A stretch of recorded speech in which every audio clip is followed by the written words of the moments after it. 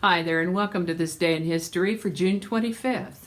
June 25th is the 176th day of the year in the Gregorian calendar, 177th in leap years, with 189 days remaining to the end of the year. Today's word is Wrangler. Wrangler is a noun that means a cowboy who takes care of horses, a person who engages in debates, quarrels, or disputes, or a person who handles animals, puppets, babies, unruly humans, etc. We think this word came to us from Mexican Spanish as a partial translation of caballerango, a groom or a stable boy, originally from caballo, which means horse, from Spanish, Latin before that, and Indo-European root words before that. The first documented use of the word Wrangler is 1518. I'd like to take a moment to mention that links to my research are included in the show notes. I ask you to go ahead and click that like button.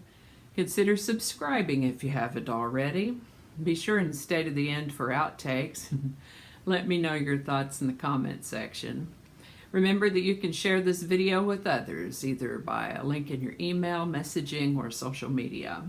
And with that, we're going to start in the year 1678 when Elena Cornaro Piscopia from Venice, Italy, became the first woman to be awarded a doctorate of philosophy when she graduated the University of Padua.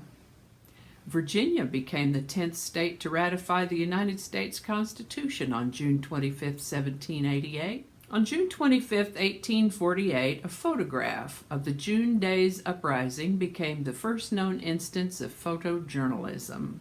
June 25, 1876, saw the beginning of the Battle of Little Bighorn, also known as Custer's Last Stand. Lieutenant Colonel George Armstrong Custer did not survive that battle. This is the birthday of George Orwell, born June 25, 1903.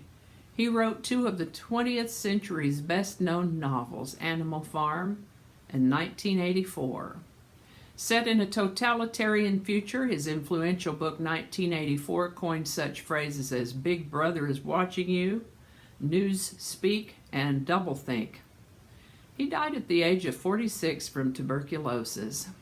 June 25, 1906, a man named Harry Thaw shot and killed a prominent architect named Stanford White.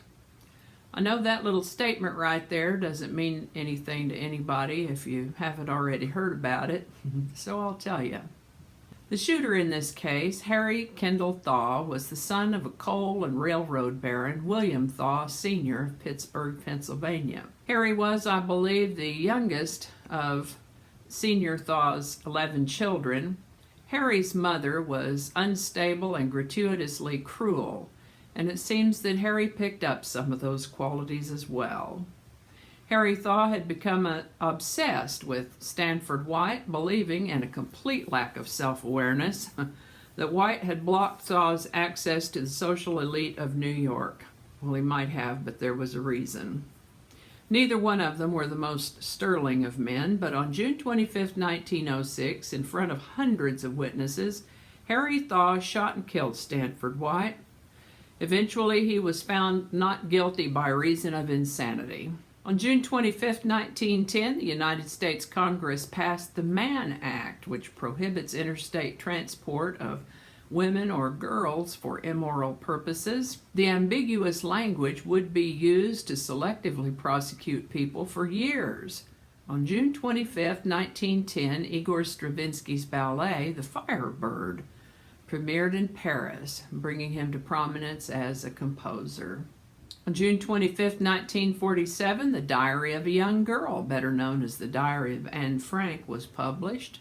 This is the birthday of American chef and author Anthony Bourdain, born June 25, 1956. He died in 2018 at the age of 61.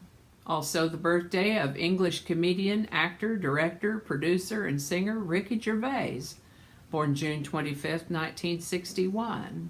Still alive, Ricky turns 59 in 2020.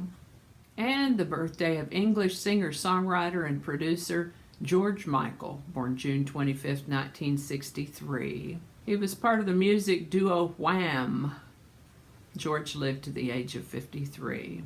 On June 25, 1997, an unmanned cargo ship crashed into Russia's Mir space station, knocking out power and rupturing a laboratory. And I think that's going to do it for us today. I hope you learned something you didn't know before. I know I sure did.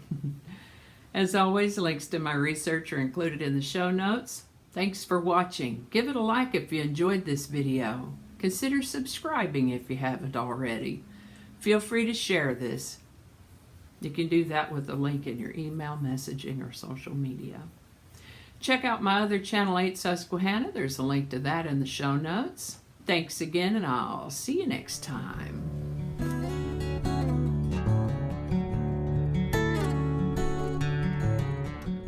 Born June.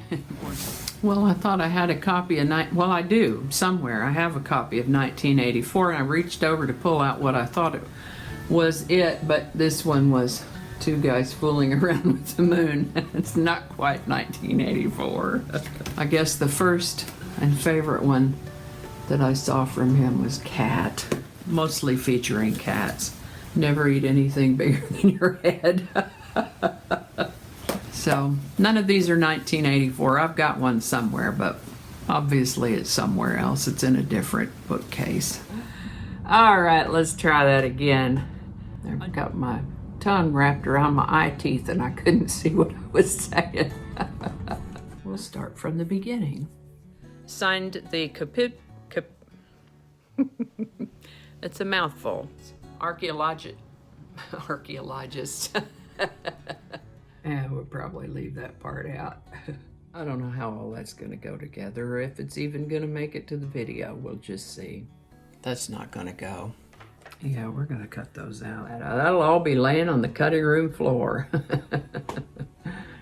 So I'll just do that whole thing over. That might not make it into the video. We'll see. Changing it up.